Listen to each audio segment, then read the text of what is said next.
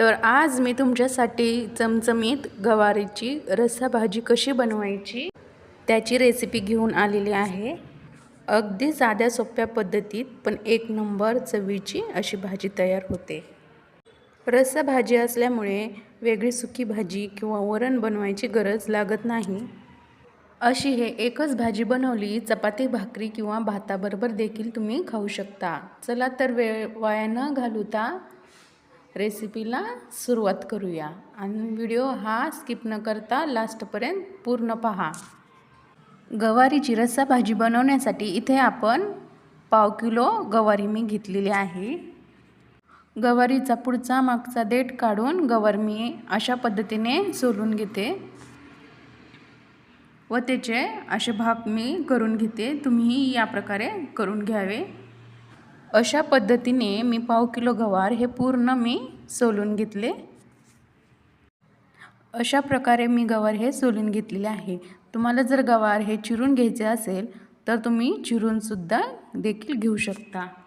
पाव किलो गवार असल्यामुळे आपण छान वाटण करणार आहोत, त्यामुळे भाजीला अगदी छान चव येते। त्यासाठी गवार मी अगोदर स्वच्छ पाण्याने धुवून घेते। त्या गवारीमध्ये मी 1 ग्लास हे पाणी टाकून घेतलेले आहे। आता दुसरा ग्लासनी अर्धा ग्लास मी अजून पाणी टाकून घेते व ते स्वच्छ हे गवार धुवून घेते। गवार मी स्वच्छ धुवून घेतले। आता त्यातील सर्व पाणी मी साईडला काढून घेते। गवारमधील सर्व पाणी मी साईडला काढून घेतलेले आहे। वाटण करून घेण्यासाठी येथे मी सुकं खोबरं 1 चम्मच, 8-10 लसणाच्या पाकळ्या, थोडीशी कोथिंबीर आणि 8 ते 9 अशा मी हिरव्या मिरच्या घेतलेल्या आहेत। हे आपल्याला सर्व मिक्सरच्या भांड्यामधून बारीक करून घ्यायचं आहे। ही सर्व जिन्नस तुम्ही तुमच्या आवश्यकतेनुसार कमी जास्त करू शकता। आता मी त्याच्या मिक्सरच्या भांड्यामधून त्याची पेस्टही बनवून घेतलेली आहे। पाणी न घालता असे आपल्याला आबडधोबड किंवा जाडसर आपल्याला फिरवून घ्यायचं आहे। गॅस चालू करून गॅसवर मी कढई ठेवलेली आहे। कढई ही गरम झाली तर त्यामध्ये मी अर्धी वाटी हे तेल टाकून घेते आणि तेल हे छान कडकडीत गरम झालं तर त्यामध्ये अर्धा चम्मच मी येथे मोहरी टाकते। 8 ते 10 कढीपत्त्याची पानं हे तेलामध्ये मी टाकते। कढीपत्ता आणि मोहरी छान असे तेलामध्ये तडतडली तर त्यामध्ये 2 मोठे कांदे बारीक कट करून यामध्ये मी संपूर्ण टाकून घेतले व ते किमान 3 ते 4 मिनिटं आपल्याला तेलामध्ये छान असे ते परतून घ्यायचं आहे। तुम्हाला तर माहितीच आहे, भाज्यांमध्ये जास्त कांदा हा परतवला जात नाही। भाजीमध्ये कांदा जास्त परतवल्याने भाजीला कडवट अशी चव येते। हलकासा गुलाबी कांदा आपण 2 मिनिटं साधारण परतून घेतलेला आहे। आता यामध्ये आपण वाटून घेतलेले सर्व यामध्ये मी टाकून घेते व ते मी आता परतून घेते। हे वाटून घेतलेले जिन्नस हे सर्व कच्चे असल्यामुळे आपल्याला चांगले परतून घेणं गरजेचं असतं। मस्त खरपूस मंद आचेवर रंग बदलेपर्यंत, सुगंध येईपर्यंत आपण हे आता परतून घेतलेलं आहे। त्यामध्ये पाव चमचा हळद, 1 चम्मच धने पावडर, अर्धा चम्मच काळा तिखट, तुम्ही काळा तिखटाच्या ऐवजी 1 चम्मच लाल मिरची पावडर देखील तुम्ही टाकू शकता। लाल मिरची पावडर टाकल्याने भाजीला कलर हा येतो, पण काळा तिखट टाकल्याने भाजीला चव लागते। म्हणून मी काळा तिखट अर्धा चम्मच घातलेला आहे आणि 2 चम्मच यामध्ये मीठ टाकले व ते सर्व मसाले आपण या अगोदर टाकलेल्या मसाल्यांबरोबर परतून घेतले। 1 टोमॅटो स्वच्छ धुवून बारीक कट करून यामध्ये मी टाकले व तेही आपल्याला परतून घ्यायचं आहे। टोमॅटो 1-1.5 मिनिटं या मसाल्यांबरोबर परतल्यानंतर ते 2 मिनिटासाठी आपल्याला मंद आचेवर हे झाकून ठेवायचं आहे। असं झाकून ठेवल्याने आपली सर्व जे जिन्नस आहेत, जे सर्व मसाले आहेत ते सर्व एकजीव होतात आणि टोमॅटोसुद्धा थोडासा नरम होतो। मस्त असा मसाल्यांना तेल सुटलेलं आहे। पुन्हा आपण थोडंसं वर खाली करून घेतलेलं आहे।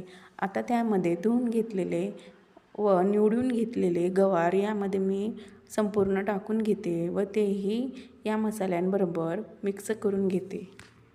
तुम्हाला ना बटाटा यामध्ये आवडत असेल तुम्ही बटाट्याच्या फोडीसुद्धा यामध्ये घालू शकता. आता पुन्हा आपण 2 मिनटं मोठ्या आचेवर चांगला असा परतून घेणार आहोत. असं केल्याने मसाल्यामधील सर्व फ्लेवर्स भाजीला चिटकून बसतात आणि भाजीही खूप चविष्ट लागते. गवार मी साधारण 2 मिनटं मोठ्या आचेवर मी असे ठेवलेले आहे. 2 ते 2.5 मिनटानंतर यामध्ये मी पाणी हे टाकत आहे. पाणी हे शक्यतो गरमच असले पाहिजे. भाजीमध्ये थंड पाणी अजिबात घालायचं नाही. एक मोठा ग्लास गरम पाणी येथे मी घातलेलं आहे. तुम्हाला जितकी पातळ ही भाजी पाहिजे असेल त्यानुसार तुम्ही पाणी हे घालायचं आहे. तुम्हाला जर थोडेसे घट्ट अशी सुकी भाजी पाहिजे असेल तर तुम्ही त्यामध्ये अर्धाच कप यामध्ये पाणी टाकून हे वाफलून घ्यायचं आहे. मला पातळ ही भाजी बनवायची त्यामुळे मी हे 1 ग्लास हे गरम पाणी यामध्ये मी टाकलेलं आहे. अशी थोडीशी उकळी आली तर मध्यम आचेवर आपल्याला हे असे झाकून ठेवायचं आहे. किमान 2 ते 2.5 मिनटं आपल्याला मध्यम आचेवर हे शिजवून घ्यायचं आहे.